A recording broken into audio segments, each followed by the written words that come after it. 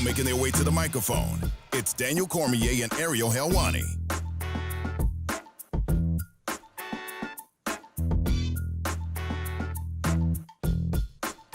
Back in your life on this fourth week of September 2020. Hello again, everyone. Welcome back to a brand new edition of DC and Helwani. That's DC, Daniel Cormier. I'm Helwani, Ariel Helwani. You're like the Nutty Professor there, DC, with the Hercules. Look Look at that shirt. No. What is that? No. Extra small? What are you rocking there? I mean, I might have had a rough week with the baby in the hospital, put on a few of those LBs. I got to be very careful now. It's diet week now. It's crazy that this week has to be a diet week for me.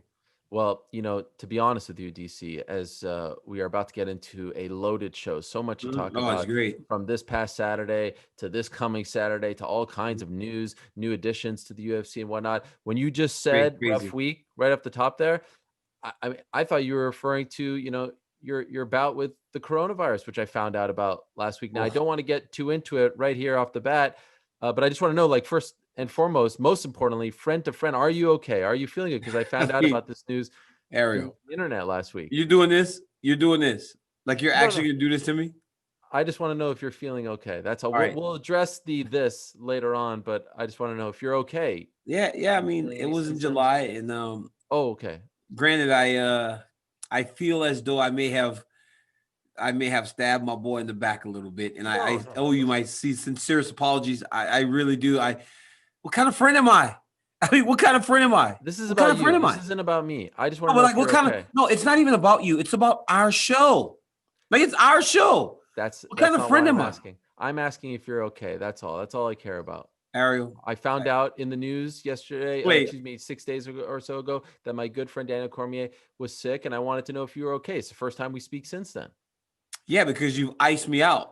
You've actually iced me out since the news came out because it wasn't on our show. You felt a little bit betrayed, and you have every right to. I think you're projecting right now. If I'm being honest. I think my guilt is getting the best of me right now. My guilt is getting the best of me. My apologies to DC and Helwani, because what are you doing? What are you doing, man? Come on, that's crazy. The moment it happened, I was like, wow, I actually just iced my own show. It's kind of crazy, man. It's sad. It's sad. Well, in any event, we'll talk about that a little later on in the program. Do we have to, though? I think we just talked about it. Can we just not talk about it anymore? I think for the sake of this show and our relationship, most importantly, I think we can talk about a few things. But first, let us talk about what happened this past weekend in Las Vegas. A fight night card that was hailed as maybe the best of 2020. Dare I say it lived up to all the hype. And it was highlighted by Colby Covington's very dominant win over Tyron Woodley in the main event. He wins officially via TKO in the fifth. Woodley broke his rib. He confirmed that with me on Sunday. But at that point, it was elementary. It looked like it was going to be either a 50-45 or a 50-44 victory for Colby Covington. It was very one-sided from the jump. Just very, very quickly and in a broad sort of spectrum, how impressed were you with what Colby Covington, the fighter, did on Saturday against former champion Tyron Woodley after all the talk and all the buildup? The best fight night card of all time? Okay. Maybe I'm just getting ahead of myself. I know I get a bit excited at times, but it was a great fight night card. And, man, let me tell you something. If you're Colby Covington and his new team that they mentioned 7 times on the show, they got to be very happy. Because he fought a fight with all the things that surrounded the fight and how massive the fight was, the buildup of all the years, for him to have that type of performance, they could not have asked for anything better. And this is the first time he's fought away from American Top Team, right? Is it MMA Masters or something like that he's training at? Yep.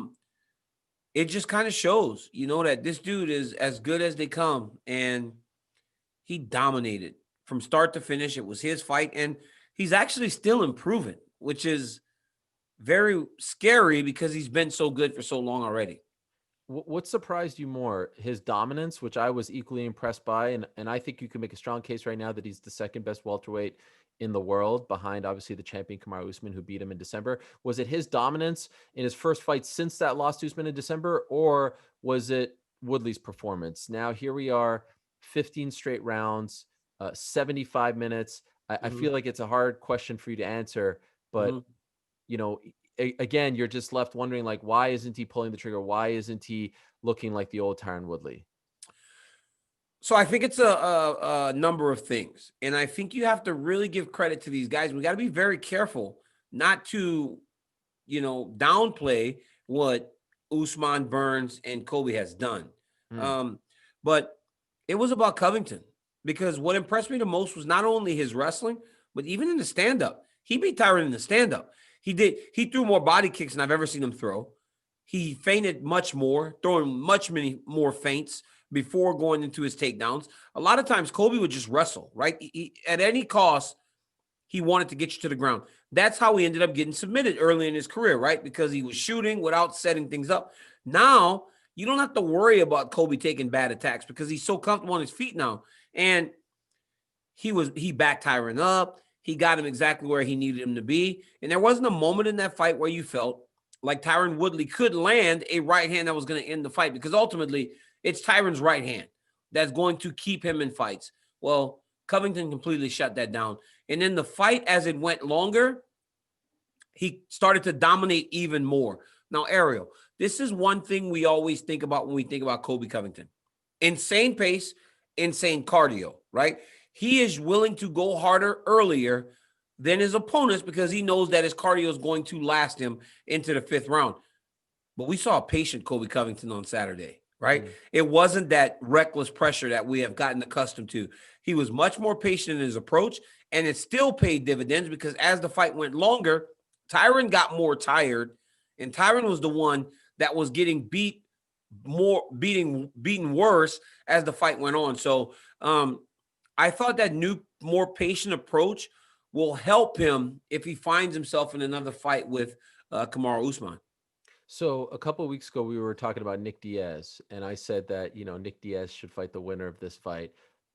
This is the difference between, say, me and, say, you, and me and a lot of people. I'll sit here and say that I was wrong. I don't want to see that fight. I don't want to see Nick Diaz fight Colby Covington. I don't think it would be smart for Nick Diaz to fight Colby Covington. Colby Covington is on fire right now. I think he's the second best welterweight in the world. I think his next fight should be a really big fight against a guy who's been active. It's not that Nick Diaz, in his prime can't beat Colby Covington, but Nick Diaz hasn't fought in a very long time. Like, by the time he fights, it'll be 5 years or so, if he does in fact fight. You don't come back after 5 years and fight a guy and beat a guy like Colby Covington. So I'll sit here and say I don't think that fight should happen. That's kind of good that you admitting you're wrong, because you were so terribly wrong.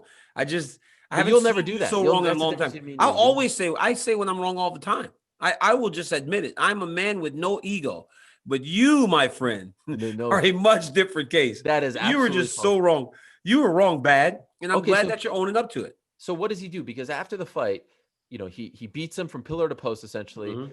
And we'll talk about Tyron's future in a second, but I think we should focus on Colby's future. After the fight, he focused on 2 guys. He focused on a guy named Kamaru Usman, who's already booked to fight Gilbert Burns on December 12th. And he focused on a guy named Jorge Masvidal, where there's a great storyline attached to that fight, right? Former best friends and training partners and roommates. But the problem is Jorge Masvidal is booked, at least as of now, tentatively booked to fight Nathan Diaz. Now, I'll tell you this, DC, the rematch isn't signed just yet. They're still in the early stages of the negotiations. Do you think they're not going to take the fight away from Burns? We know that, right? They're not going to. Usman's on fight. He said it multiple times. Do they call an audible and try to do Masvidal versus Covington, or do they book someone else against Colby Covington? The reality is, when you talk about how big a fight can be, Nate Diaz is hard to match, right? We know that. Him and Masvidal did good numbers last time, but we saw the fight, right? We saw the fight. What we haven't seen is Covington fight Masvidal. And I think if you're the UFC, you do pivot and put those 2 together. But if not, there's another fight out there that could actually, it'll show 2 things. Right? It'll show 2 things. Seriously, it'll show 2 things for Colby and for his opponent. 1, last fight that Colby lost, Usman, he wasn't able to get takedowns. He had to stand with him. And while he did well at times, he ended up getting finished ultimately. On Saturday night, Colby's like, it was the worst decision of all time. When in reality, Colby got finished. Like, I mean, I get it, but he did get finished. But Leon Edwards, right? Leon Edwards, again, last time he lost was to Kamaru Usman, right? And Usman really did wear on him with the wrestling. If Leon Edwards can get through Colby Covington, then you know that he's ready to fight the champ again after the Burns fight. But I would say option number one, audible, man. Do Masvidal versus Covington. Maybe Nate Diaz versus Leon Edwards. I don't know. If Diaz wants to fight, give him a fight, right?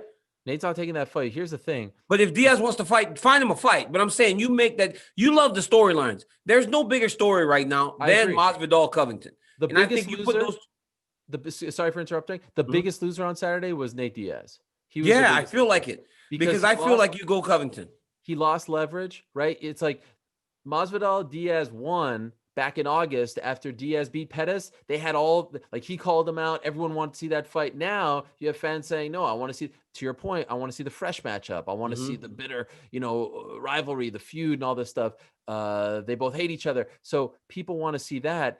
And I think that ultimately they will try to do the Masvidal Diaz fight. But I think if for some reason there's, tough negotiations, they could pivot. They'll pivot right away. So you have that second option out there so easily and so ready because Covington wants to fight, right? And this is what I tweeted after the fight Saturday. Everybody does not like this guy. Colby Covington, this and that. And dude can fight, man. Dude can really fight. And he's a problem for everybody. And even Usman, he gave Kamaru a ton of problems going in that fight. It wasn't a runaway victory for Kamaru if they went to the judges' scorecards. This is a very competitive fight. And I don't know if anybody else beats him. I really don't. Because I believe that with Usman, it just completely eliminates his wrestling. So he's forced to stand with you. If there's a chance that Colby takes you down, you are way behind the eight ball. You got to find a way to make him stand almost the entirety of the fight, or he just kind of wears on you until eventually he starts to break your will. But that dude's in line for some big fights. I say do Masvidal, though.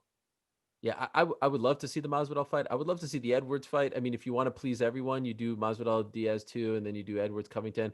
I don't think that that's getting as much momentum behind it. I mean, I did a poll and Edwards did not win. Masvidal won. I threw Khamzat Chimaev just as a joke there, but obviously that's not going to happen, and Colby isn't going to take that fight, and he shouldn't. But right now, the fight that has the most heat behind it is probably the Masvidal versus Covington fight. And if I'm Nate Diaz, I need to start speaking up. Like, Nate Diaz can't be sitting on his throne and just think that the UFC is going to come to him. Like, and this is not even me advocating for him to do it to me, although I'd love it. Like, you need to start doing some media. You need to start campaign. You need to start doing this stuff, because I feel like the fans are like, we've been there, done that. We saw this fight. Covington is on fire. Masvidal, we obviously want to get behind him. That's the fight that I think a lot of people are going to want to see. So it's going to be really interesting to see how that plays out. Now, on the flip side, you have Tyron Woodley, who, like I said, 15 rounds. I saw what you tweeted about him. This is a tough spot, man. And DC, I want to ask you, before I ask you what's next for him, have you ever broken your rib? Yeah, I have. Wrestling. We do. I've heard that is the excruciating thing in the world, and people were like laughing at him and questioning him. How bad is that? And you saw the picture, right? The X-ray or the scan? It was like this. I mean, yes, it's awful. It's awful. Breaking a rib is you can't breathe, you can't sneeze, you can't cough, you can't laugh, you can't do anything. Anything that makes your core kind of react is out of the question until this thing starts to heal. It's about as painful an injury as you've ever had. It's in wrestling, right? When you're getting gut wrenched, squeezed, rib will pop sometimes because guys squeeze that hard. And I didn't know what happened with Tyron.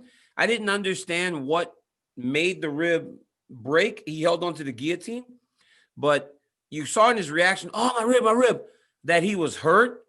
And then when you saw the X-ray, man, that dude, it's bad. Tyron's got he's got about a month or so of being very, very uncomfortable, not able to do much of anything until he starts to recover. Yeah, he told me he has to sleep sitting up for the next 3-4 days. He's in excruciating amount of pain. You can't have surgery on it. You can't sneeze. You got to just sit and wait. You got to just sit and wait. And so at this point, what happens afterwards? Dana White said, it could be time to hang it up. and all this stuff, we have to remember Tyron has fought 3 of the best fighters on the planet, right? And that's the thing. But DC, can you make a case like it just feels like he's not as aggressive. He's not engaging enough. What is going on there? Yeah, but when was he? When was Tyron aggressive? I think that's what people need to the Robbie Lawler take a fight? step back. But that was one explosion. Just like the Jay Heron fight was an explosion. The Josh Koscheck fight was an explosion. A lot of these fights are explosions. Even the Stephen Wonderboy fights, right? Stephen Wonderboy would kind of go forward, and then Tyron would hit him with the right hand as he was backing up. T. Wood's always kind of been a guy that likes to set traps. He's a very smart guy, right? So he tries to set traps, and then when you go into the trap is when he kind of explodes into you, and he was knocking guys out that way. But even when you look at T. Wood's title reign, right? Beating Wonderboy once, draw with him once. They fought twice or 3 times? Twice. They fought twice, right? So, but those are 2 pretty slow fights. Wonderboy is not Gilbert Burns, Kamaru Usman, or Colby Covington because he's not going to pressure you in that way. The guys that he's fighting now, they continue to engage with him. That's why he hasn't been able to kind of do his thing. But it's hard to watch. As a friend of Tyron's and a person that saw him at the top of the game, it's hard to watch. But the reality is he's fighting the best fighters in the world consistently. You think about Gilbert Burns, Colby Covington, and Colby Covington, Gilbert Burns, and Kamaru Usman. You're talking about the champ, the number 1 contender, and number 2 contender. He's not fighting bums. Now, with that being said, it's easier to say look to the next thing because before he was beating those guys as the champion. He's always fought the best of the best, but now he's just getting washed out by him. It's not even competitive in any way. Do you want to see him still fight anyone? You know, what was harder for me to watch, honestly, was it wasn't necessarily this fight, if I'm being completely honest with you. It was the Gilbert Burns fight. Because in this fight, this fight more closely resembled the Usman fight, right? Where he just seemed lost. Like he just didn't seem like he had any idea of what to do to change it. In the Burns fight, he actually tried. Because imagine when he got knocked down early and he got the big old cut. He could have just chalked it up and said, you know, tonight's not my night and lose the fight. But he kept fighting and he kept trying to land on Gilbert, and Gilbert just wasn't there for him. This fight, it seemed like around the 2nd, 3rd round, his corner had to start pleading with him to fight. And I think that was because he kind of accepted, you know, like, I'm not going to beat this dude. And maybe I'll land one, but chances are this guy's like, he's better at this point in his career. So just didn't seem like this one was hard to watch, but not as bad because he just seemed kind of outmatched and it seemed like he wasn't going to be able to turn it around. It is important to note he's not getting brutally knocked out. No, he's not getting submitted. I know in this case, but Ariel, 15 rounds in a row is bad. 100%. You know, if we want to put him in there against, you know, all the way down the ladder against a guy who's ranked 15, 16, just to see if he could build himself back up. Like there is a spot, I think, in the UFC for a Tyron Woodley, if he still wants to fight, if he still wants to be, you know, engaged by fighting and go through a training camp and everything like that. But it is hard to watch him in these fights now for 15, you know, straight rounds. It's hard to watch him against the upper echelon. He is not there anymore, but I still feel like if he wants to go through that, maybe he's lost his love. I don't know. I haven't had that extensive talk with him yet, but if he wants to fight a top 20, a top 15, I think he should be allowed to do that. Like, I don't think he's embarrassing himself. I don't think he's a shell of his former self in terms of he's getting knocked down. It's like, oh man, like CTE, all this stuff. It's getting to the point where it's like, okay, we have to start talking about the end. I don't know if he's at the end. He's certainly at the end in terms of fighting top contenders for the championships. Yes, that championship level is pretty much in the rear view. But like I said, right, he hasn't, like you said, he hasn't been getting knocked out. But here's the thing: as a former champion like that held the belt for what, 2-3 years, I don't know if you get those number 20 guys, and if you do, you know, you find yourself in there with a killer. You know, you find yourself with a young killer that's on his way up, right? Like, it's a very difficult spot for Tyron to be in right now, especially with how everything has been. You know, like, man, people just don't seem to take to him the way that he's a great guy. People just don't seem to take to him, and he's going to continue to find himself in these spots because, man, it was almost celebratory watching the reaction from people around when Tyron lost. And I mean, most times when you got a champion like that that's on the way out, people feel and they want to kind of uplift him. I didn't get that from people in regards to Tyron. That's interesting. DC, you know, we have to talk about this, and you alluded to it a little bit when you were talking about Colby. There's no denying that Colby is one of the best fighters on the planet, right? There's no denying that he looked great in this fight, that he's arguably the second best welterweight in the world right now. However, he is a very polarizing figure, right? Yeah, and that's putting it mildly. And I'm not even talking about his politics. I'm not talking about the red hat and all that stuff. To be honest, doesn't bother me. Couldn't care less. I've had him on the show. He's worn it. Doesn't bother me at all. But he made several comments over the past week and in the post fight that were offensive and could be viewed as racist and could be viewed as, you know, very divisive. Do you feel like in this, you know, in this fight world that we live in, where generally it's like all is fair in love and fight promotion and it gets heated, and you've been there, right? Where family gets involved and things are, is there a line?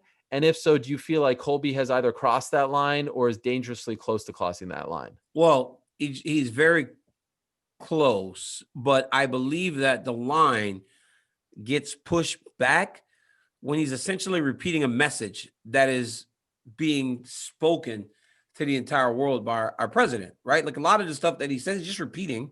So it's like, kind of like, is it really as bad when a lot of people are saying the same types of things? I don't care who people support in politics. That really doesn't bother me. We don't make that choice. We are all free to do what we want.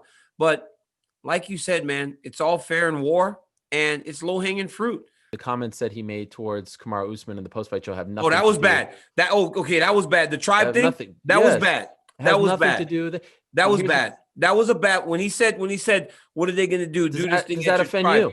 That was bad. That was a bad one. I was bothered by it. Were you? Well, so I saw that just recently because a couple of my friends, they hate Colby, right? They absolutely can't stand Colby. And he said, look at what this dude said. And I go, yeah, that was really bad. Because, again, when you watch Colby do his interviews, you can see him thinking about the things. He's trying to remember what he's got in his mind. So that's why in the post-fight interview, he goes, John, let me take this off your hands for a while. You see him look up, right? Because I do that. When I'm trying to remember things, like a lot of guys do that. So you see him trying to rehearse a lot of the things in his mind that he's got done. But the Usman thing was him having to go off the cuff.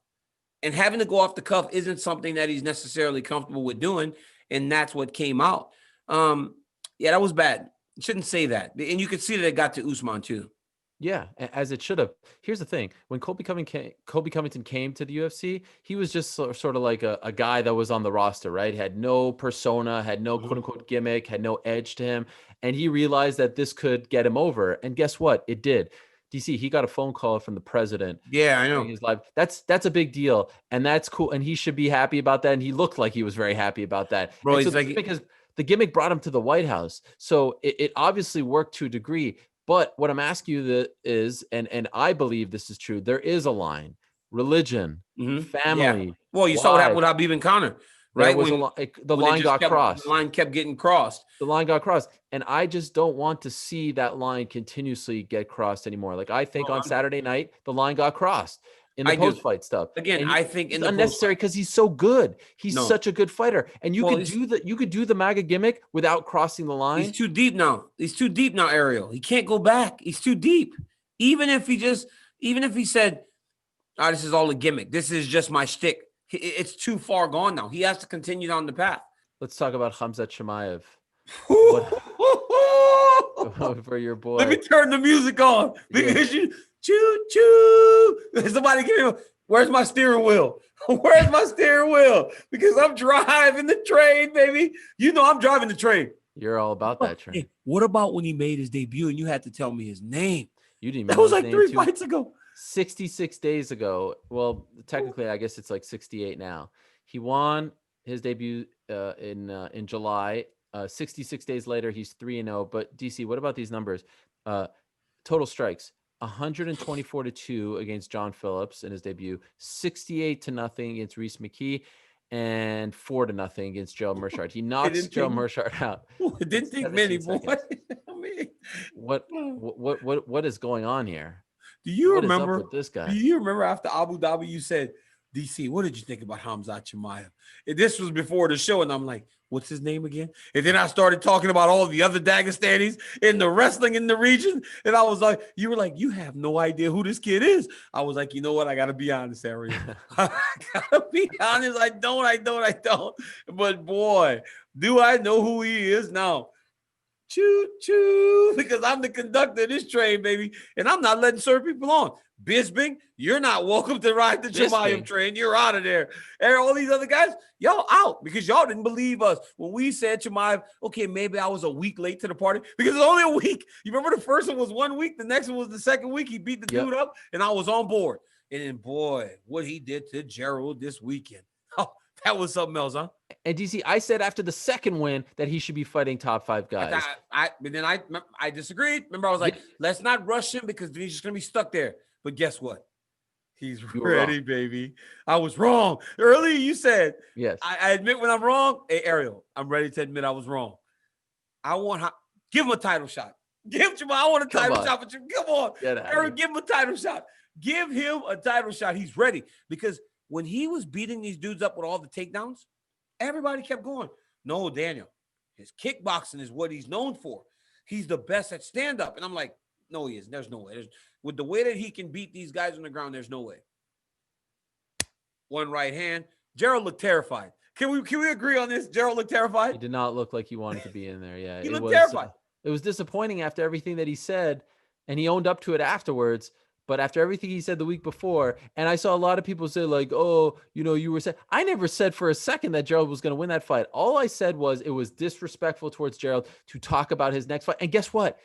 Regardless of what happened on Saturday, and now we know what happened, it was still disrespectful. The result doesn't mean it wasn't disrespectful, but clearly they were right. And now it's on to the next. Now we know why they do the job that they do. That's why they're the ones been the matchmaking. Because that's why that's why Sean Shelby. No, that's why Mick Maynard. That's why they do the jobs they do, because they know. They're like, man, let me tell you something. I can imagine being big old whiteboard on the wall. It's like, okay, we got this one. Let's go UFC Vegas 11. We're gonna put Khamzat Chimaev. And then Dana goes, how about we put him again in Fight Island? And then everybody's like, oh my God, 2 fights? 2 fights? You're going to schedule 2? And there's like, we're going to schedule him 2 because this dude's special. And boy, he showed it. He showed it last weekend. And you know what's more impressive? He's a 70-pounder. Right. Ariel, he's a 70-pounder. He's a 70-pounder? Who wins right now? Khamzat or Colby? Come on, let's hear it. You can't really put me on the spot like this because you know I'm on this Khamzat train, man. You think, I got okay? I'm about to get Khamzat. Hey, if Khamzat fights Damian Maia, which I don't want to see anymore. Right. I don't want to see Damian Maia in there with Khamzat, though. I don't want to see Damian Maia in there with Khamzat Chimaev. Hey, if he goes in there, he is getting knocked out. Shout out to my guy Sandu on Twitter. He said Damian Maia versus Khamzat Chimaev will be like when Shawn Michaels fought Ric Flair and he was crying before hitting him with the sweet chin music. Over. Yeah. I'm about to walk you when HBK was HBK is loading up the sweet chin music, bro. He is going to get knocked out, bro. I mean, the way Gilbert Burns knocked him out, it's going to be much worse. And then the legend of Khamzat is going to just continue to grow. Okay, so that fight's not done yet. It's not signed. They haven't. I don't want it. So audible that too? Audible. What do we do? You know what's kind of crazy? I mean, okay, so what do you want? This is the question. What do you want?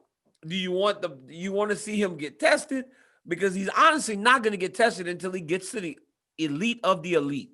He's ready for the elite of the elite. Absolutely. Put him in there. But guys like Mike Perry are going, I'm ready. I was 9-0 with 9 knockouts. I mean, you can put them in there and let them go do their thing. We might have, might be another celebration piece because Khamzat be doing his thing. Mike Perry's good though, but I mean, who do you match him up with?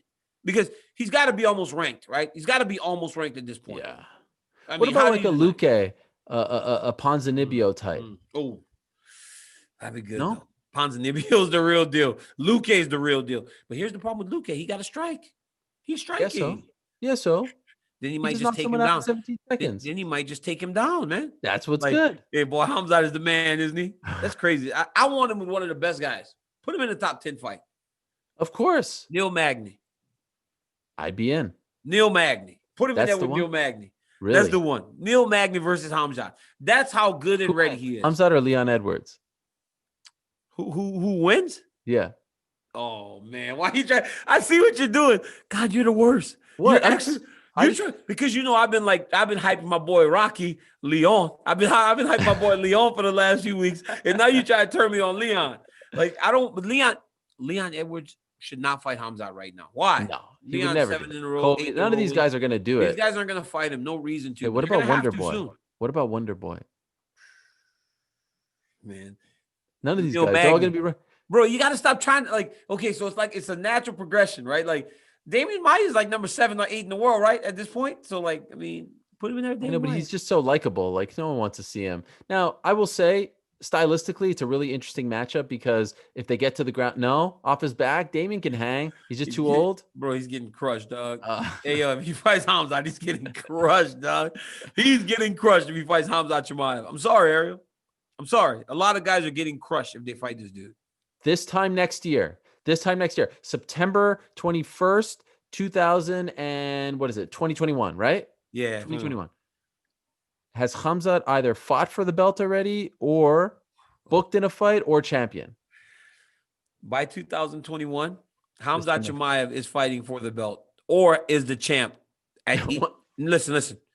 In 2021, Khamzat Chimaev is the double champ. 170 and 185. I'm trying to tell you. I'm telling Izzy. I love Izzy. But listen, he go up and down, dog. He can fight everybody.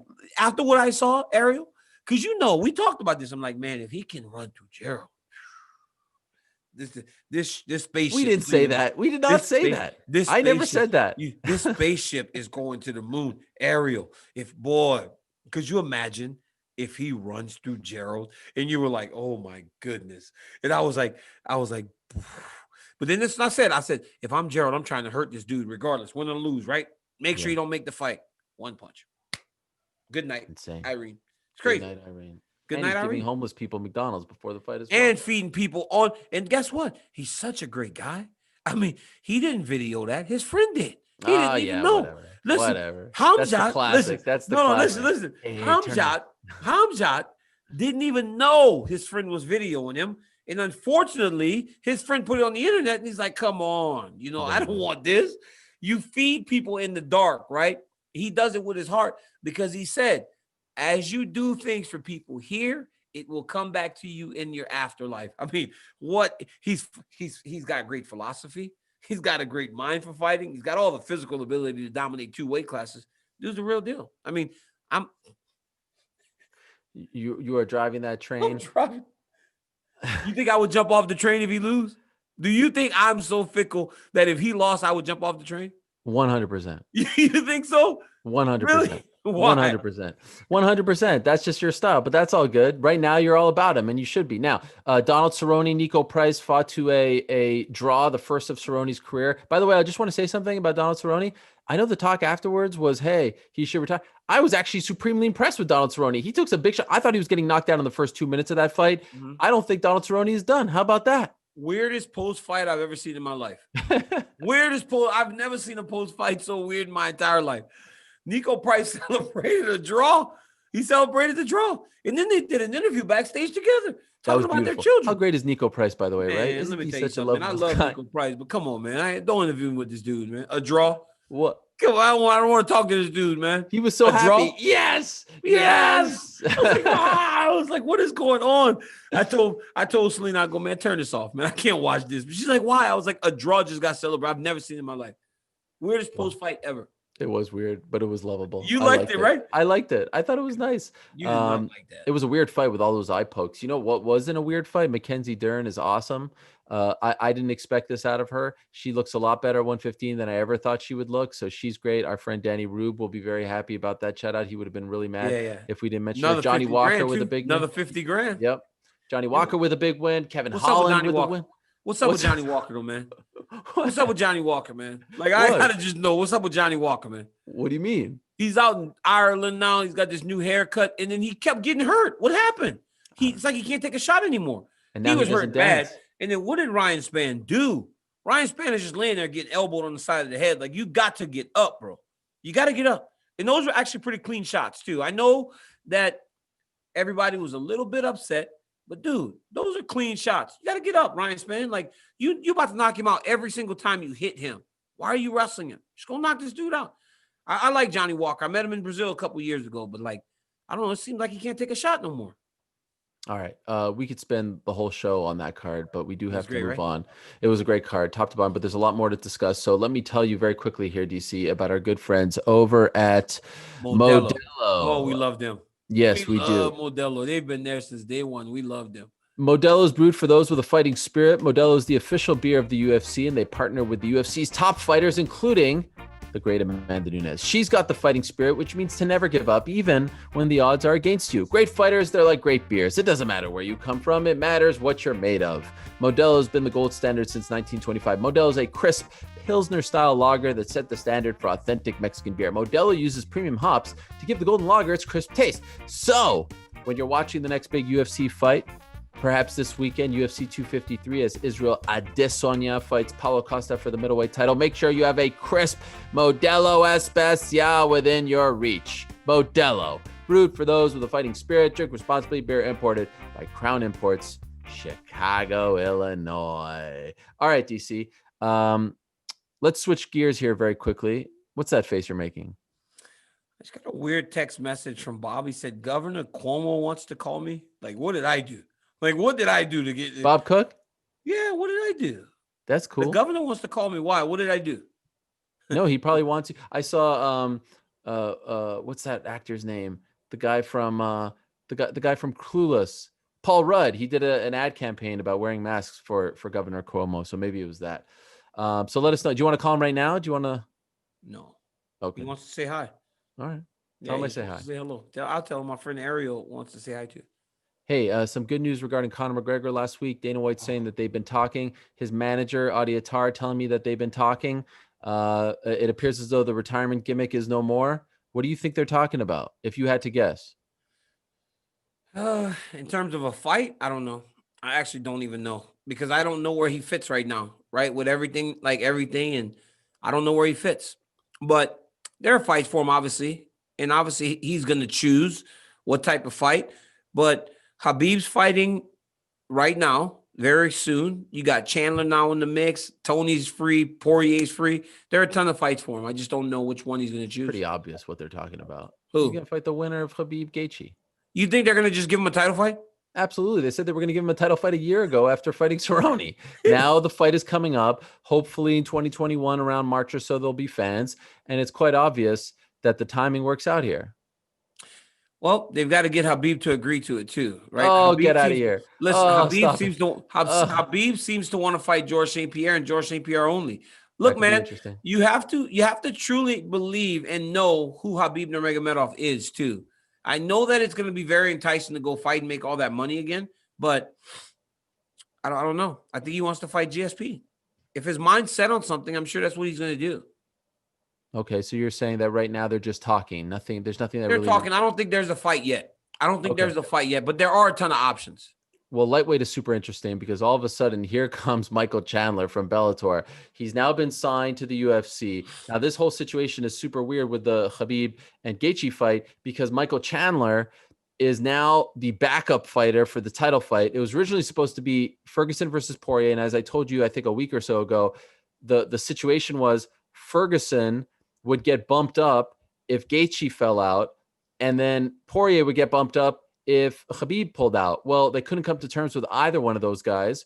They tried to do Ferguson Poirier, then they tried to do Ferguson versus Chandler after Poirier couldn't come to terms. Then then Ferguson said, "No, I'm sticking with Poirier." So then they tried to do Poirier versus Chandler, believe it or not, and they couldn't come to terms with Poirier. So then they just settled on Chandler being the backup. Now, I will just say this, DC, I don't believe that they will stop trying between now and October 24th.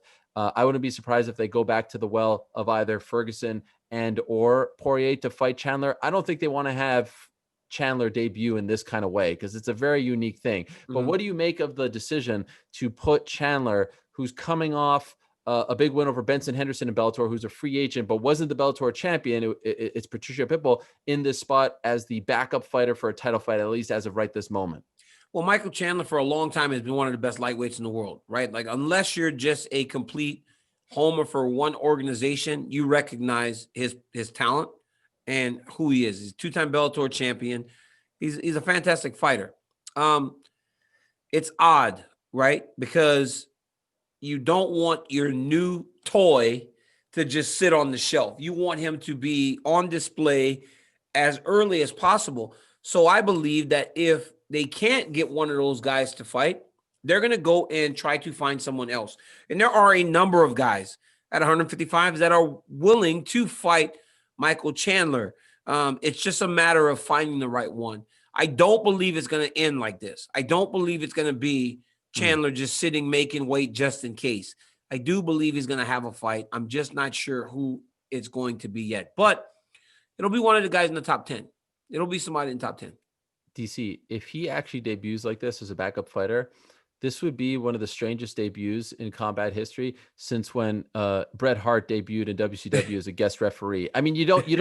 There would be no debut. He would just actually step on the scale and leave.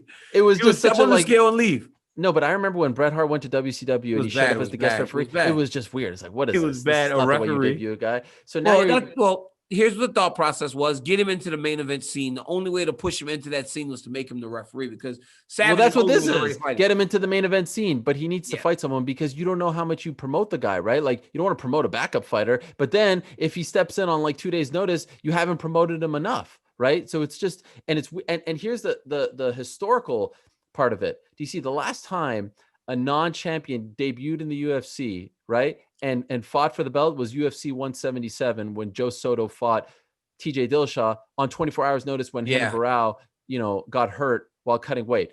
That UFC 177 was a long time ago. Prior to that, it was Dominic Cruz, it was Jose Aldo, it was Gilbert Melendez who debuted in the UFC with a title fight. However, those guys were champions in the organization prior, owned by the UFC. DC, you have to go back to when Frank Trigg fought Matt Hughes back at UFC 53 when he fought for the welterweight title. But here's the thing. Frank Trigg was a champion in WFA. That was, I think off the top of my head, 17 years ago. You have to go back 18 years, DC, to when Hayato Sakurai fought Matt Hughes as a non-champion. Oh, you're smart. Oh, wow. Look at this smart guy. Yes. I mean, wow, you're so smart, unprecedented. Right? You come tell me about all these people. You gonna come try to tell you gonna sit here. I'm looking at my clock.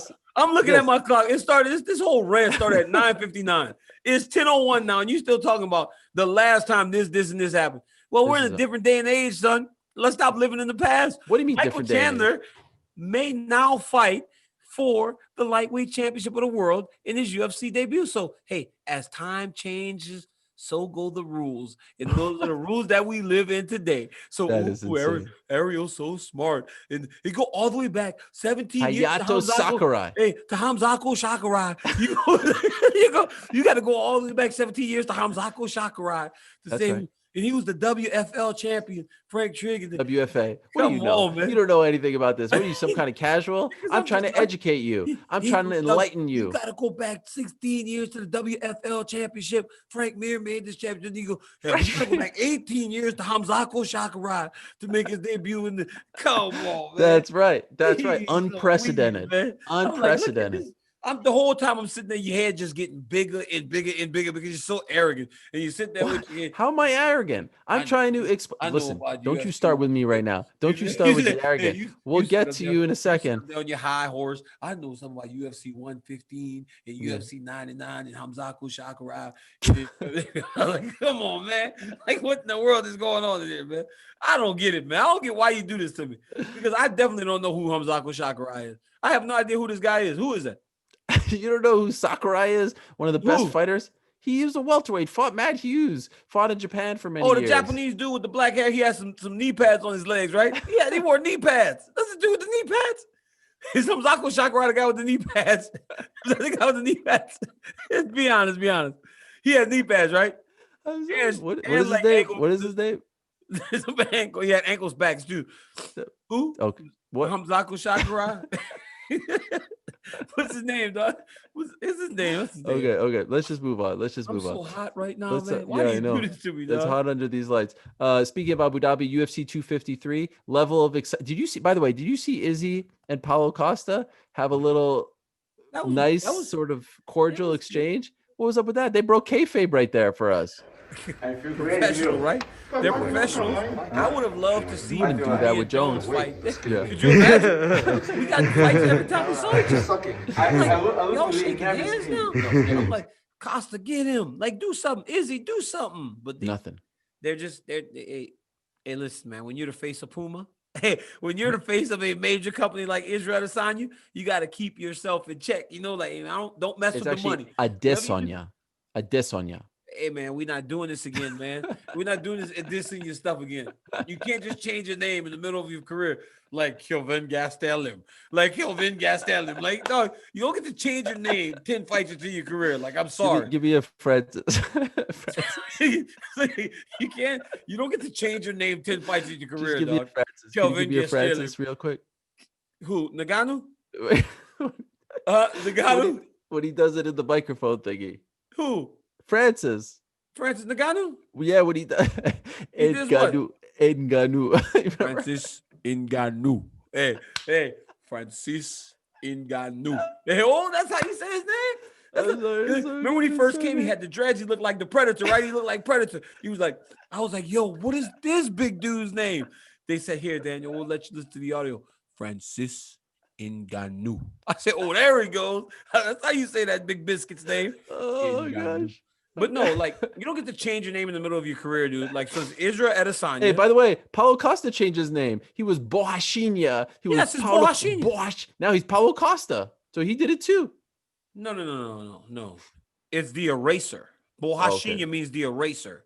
And he's got Valid in Abu Dhabi with him. I didn't think Valid was making the trip. You know, Valid, look at his eyes, the blood. Boashinya. You know, his manager, Valid Ismail, with the bald head. Oh, that little dude, the little Brazilian. Yeah, I like that dude. This is Boashinya. He gets all fired up in the post-fight. He's the ultimate hype man. He's like Jimmy Hart, right? He's the best. Jim Cornette. He's got the racket. He's the ultimate hype man. Hey, first time since UFC 98, undefeated. My goodness. Here you go with this again, right? Like, dog, we did this. That 2 undefeated fighters are fighting for the championship. We did this. Why do you continue to do this? Hey, it's a big deal. I need to remind people. Me and Jones too were undefeated the first time. Jones is still undefeated, bro. He had the 1L. He had the 1L. Jones is undefeated. Matt Hamill, the Hammer. Man, still to this day, Jones is undefeated. Listen, I've never seen anybody get. That was the worst. That was crazy, man. Matt Hamill was just getting just destroyed, and he won. It was. So UFC 253 this weekend, you got Paulo Costa versus Izzy Adesanya. You got Jan Blachowicz against Dominic Reyes. A lot of names. You've got 4 CKB guys on the card: Kai France and Shane Young. CKB, what's CKB? Yeah, City Kickboxing. It's City Kickboxing. Okay, that's right. You got CKB. Hakeem Dawodu of Canada on the card. It's a great card on pay-per-view this Saturday, and I can't wait for Izzy versus Costa. That's an amazing fight. I can't wait. I'm watching home too. That's the best. Can we watch on FaceTime? We can watch it together. You're not working this one. No, I'm free. I'm free to watch it because I always like calling you after a good fight and you're just in the dark by yourself, sweat top on. I have no friends. They won't let me out. I can't do anything. Listen, hey, you can go out on Jacqueline's terms to the beach, to restaurants, to fix the car. You can only go when she says. I let this go long enough. Let's address what happened last week. There I am, having my coffee on a Tuesday morning, having my coffee, and I see on Yahoo Sports, my friend, dare I say one of my best friends, Daniel Cormier, announces to the world that he had a bout with coronavirus, and it became this whole thing. I did an interview in Canada 2 days later. They're asking me questions. I was like, hey guys, I'm not the one who had this issue. Why don't you ask him? Well, we don't have his phone number. Well, what are you asking me all these questions about? Did you know? And they're like, hey, isn't it weird? They said to me, isn't it weird that he announced this on another platform and didn't announce it on your own show? Not like Ariel's show, the DC and Helwani show, like your own show. And I was like, you know what? You guys are right. And so let's break the fourth wall. We had, did we have our first fight? Oh, it was a fight. It was bad. But you It know was what's bad. the I felt best? bad. Hey, and then I'm like calling you. I'm like, yo, man. Once it became obvious that you were upset, I go, hey, man, give me a call real quick. Oh, I gotta take a walk first and cool down. I'm like, wait, like, what? It was You're like a that knife in the mad? heart. It was I a couldn't knife in the believe it. heart. I felt A so knife. bad. I didn't sleep for 3 days. I didn't sleep for 3 days. The best part about this is you've never been nicer to me than in the past week. Like, you're calling me, asking me, let's be honest. I mean, we're friends, I think, but like, you're an athlete, you're a little like self-centered, Wait, ask. what? I mean, you probably can't even name all my kids' names. Like, let's just call it like it is. Like, I know him. I know him. Okay, go. Walter, Yeah. Claire. Yeah. You got 2 kids, right? No, I have 3. So you don't even know how many kids I have. No, this is a joke. It's a joke. It's a joke. It's a joke. But it's a joke. I know you have 3 kids. This past and I even week, know you're your wife's asking me- name. You say Shana Tova to me. You're calling me up Nah, about it's Rosh happy Hashanah. Rosh Hashanah. I hope you enjoyed Rosh Hashanah dinner, right? Yeah, Like, 'cause I understand, I pay You're attention asking to me you. things about I was like, wow, DC really feels bad. I feel like Selena told you, like, man, you take Ariel for granted. Like, he's a really good friend. And you stab me in the back with this news. I'm sorry. Look, man. Never again.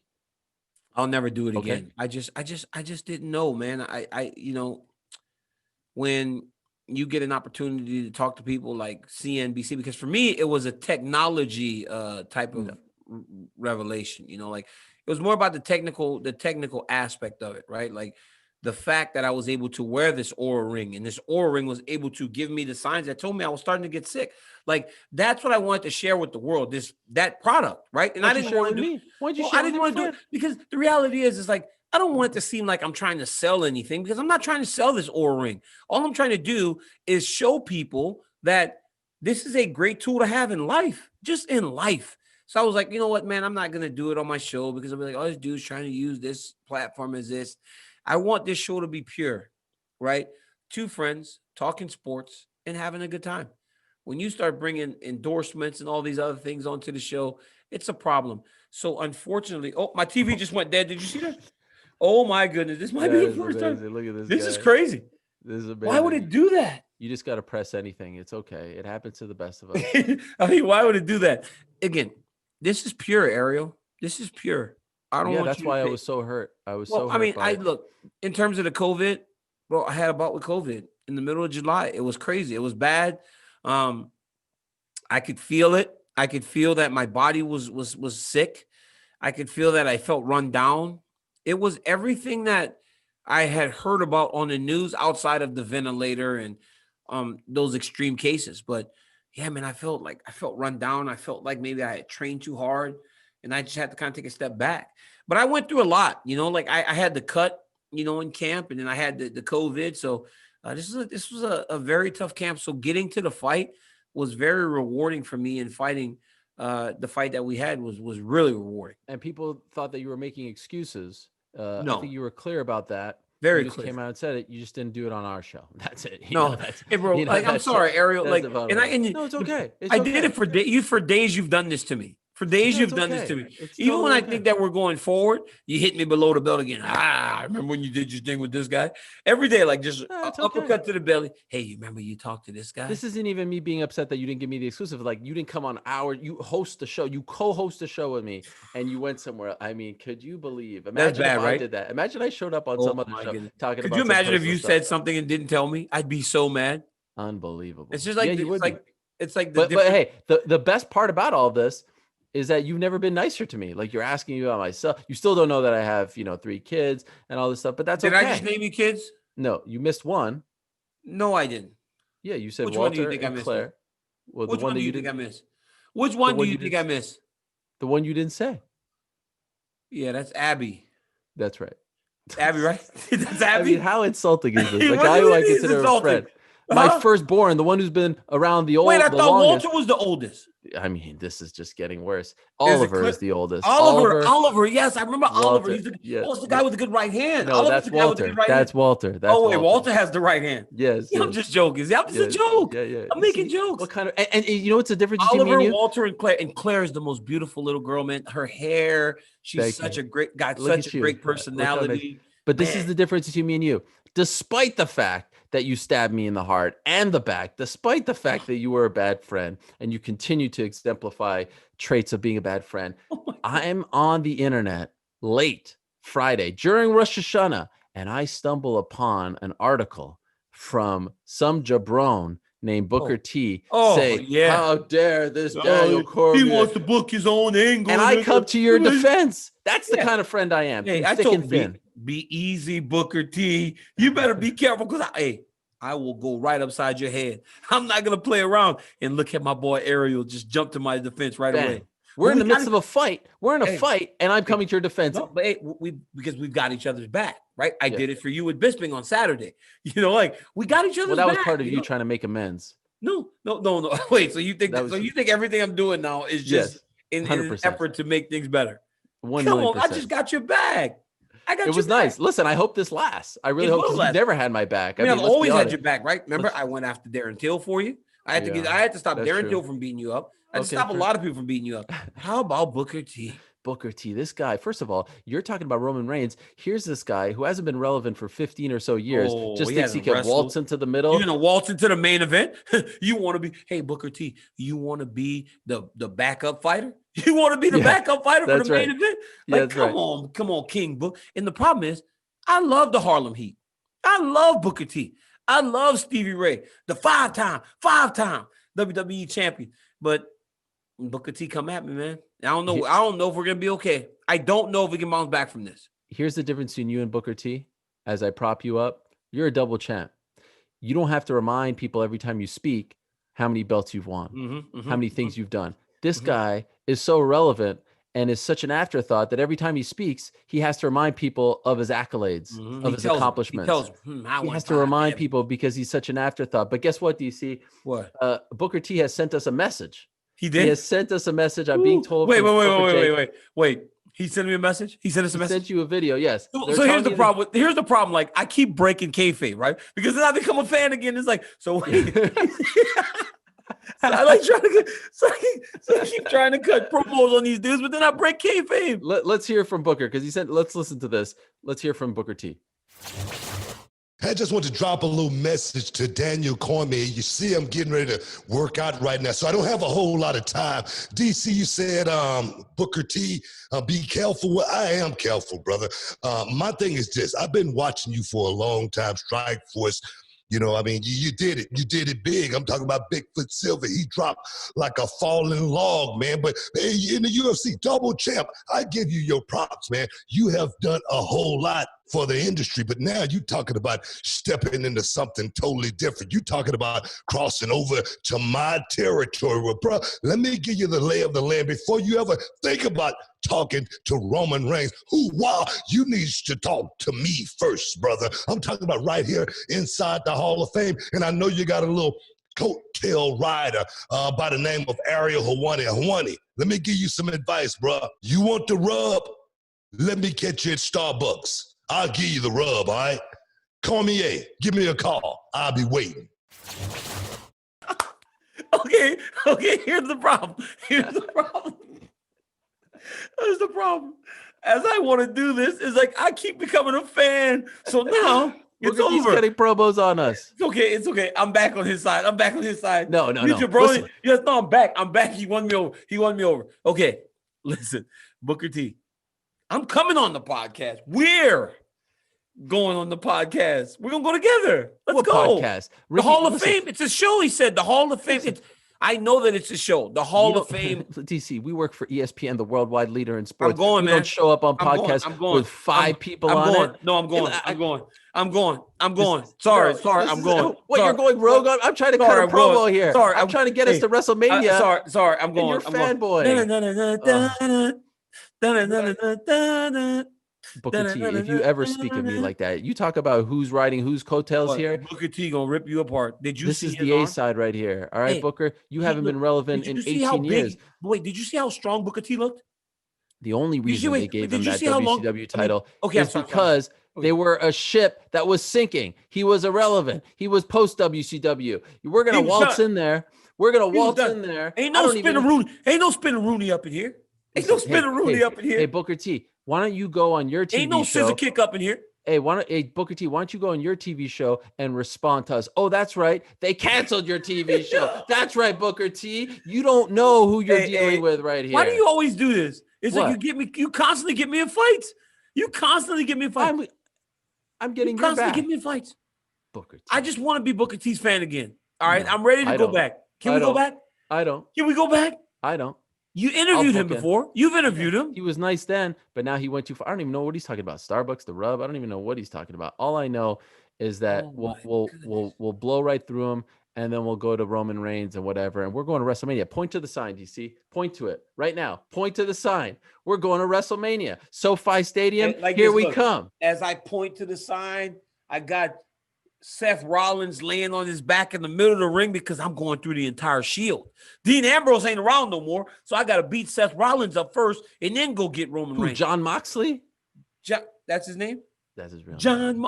That's the AEW champion. That's John right. Moxley. Yeah, he's a man. Hey, we got a round third. Corporate Jake is losing his mind. He's losing all his hair. He doesn't have any hair left, but he's losing whatever he has left. Quick shout outs. I'll go through mine and then you go through yours, all right? Let's do it.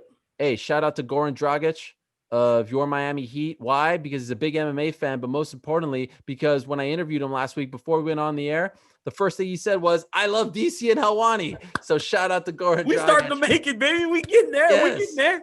Shout out to Israel Adesanya for the Puma deal. That's historic stuff. That's a really big deal. Good on him. Hey, shout out to Damon Jackson, the Leech coming back after 4 years away, coming back, doing his thing and winning over Mirsad Bektik on Saturday, and you're gonna love this one. Hey, shout out to Nico Price for being a mensch back there. Really? That was nice stuff. Yeah, that was nice stuff. Really? Price. That was nice. You giving Nico Price love for that? Yes, absolutely. He was like, "Will you come train with me?" It was amazing. Listen, I loved it. I love Nico Price, but that is behavior unbecoming of a fighter.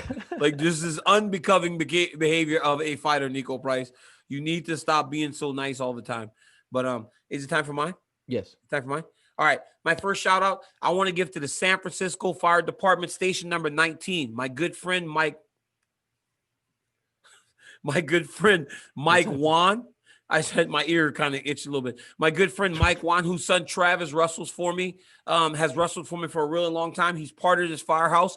They were able to save a father and his son who were on a hike this weekend in San Francisco. They got trapped down the side of a hill, and they were stuck there. Those guys from the firehouse came, pulled them up to safety, and saved them. That is big on Mike and the rest of his team over at the firehouse, number 19 in San Francisco. I want to give a shout out to the Louisiana Lafayette football team. First time in years that they are ranked in the top 25 in the country. That is coming off of a win over Iowa State, who was number 25 at the time. Look, I mean, there's no teams playing right now, so let's be honest. Was that? I mean, there's no teams playing, so but it's okay though. Okay. This is something that for the people of Lafayette, we don't get, right? UL Lafayette doesn't get into the top 25. Big on them. And lastly, I want to give a shout out to Black Adam. What? The true Black Hercules, the Rock, Dwayne Johnson, the son of the great Rocky Johnson, grandson of the High Chief Peter Maia, the Rock, Dwayne Johnson, just hulked up because, look, man, some people want to get to work, whereas you're late all the time. I'm early. Yeah. If you were the Rock, you would rip the gate off of your beautiful mansion in Los Angeles to escape. The Rock's security gate would not open. It was stuck. It was jammed. So after he beat the numbers, trying to enter the code multiple times, it didn't work. So he grabbed the gate from the brick fence and ripped it out of the concrete, threw it on the side, went to set and filmed the movie. Black Adam with ultimate strength. The Rock, Dwayne Johnson, the strongest human being. He has 50-inch pythons. Remember Hulk Hogan had 24? He has 50-inch pythons. He's so strong, and he went to work. Let me tell you something, man.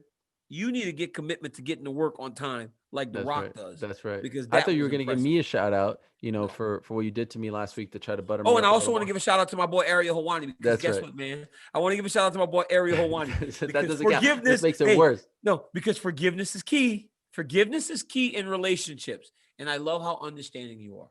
Hey, no shout out to Booker T. All right. Speaking our name in vain like that. No shout out, I said. But Hey, before I go, shout out to the 2-0 Buffalo Bills, led by the Josh Allen. Good luck to your Saints we on tonight, fire, baby. Monday Night Football. We on fire. Good luck to your Saints tonight. Yes, good luck to them tonight. Down goes the Raiders. That's down right. goes the Raiders. Let's go. Good luck to them. It's you versus Rosendo.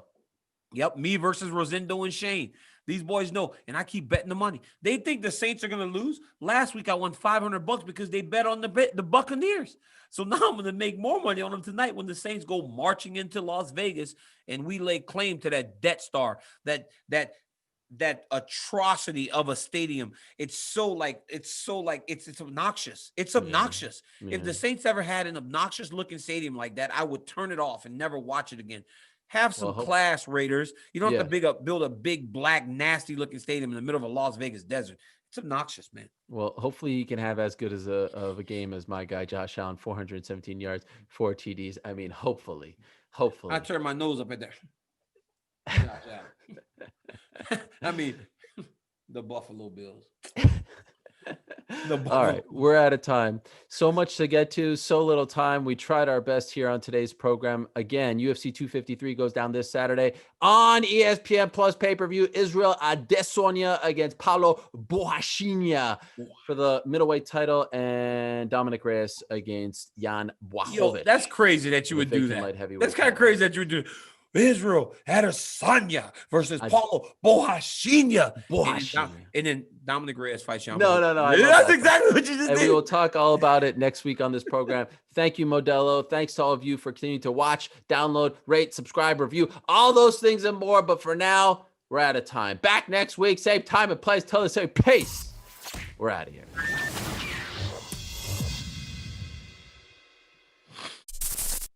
Thanks for watching ESPN on YouTube. For live streaming, sports, and premium content, subscribe to ESPN Plus.